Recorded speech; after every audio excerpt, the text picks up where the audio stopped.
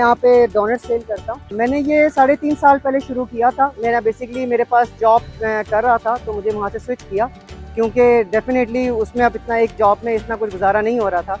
तो फिर मैंने डोनट बनाने आते थे मुझे पहले से, तो मैंने उसको अपना अच्छा करने के लिए मैंने उसको 5 से 6 महीने लग गए उसको अच्छा बेहतर करने के लिए।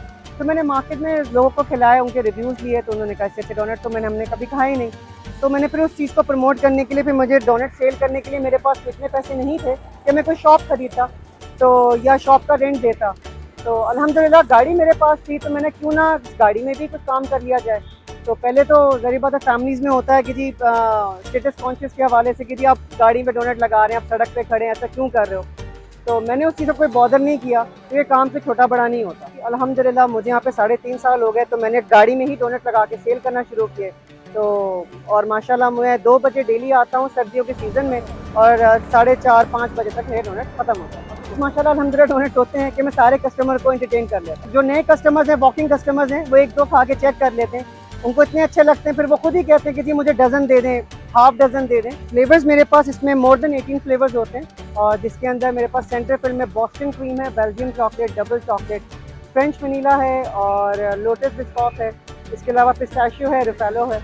ये सेंटर फिल्ड होते हैं। और विदाउट फिल्ड में मेरे पास स्प्रिंकल, किटकैट, कुकी डो और कुकीज़ एंड क्रीम, लोटस, ये सब चीज़ें अवेलेबल हैं। सेंटर फिल्ड के अंदर ना डोनट के अंदर फिलिंग होती है।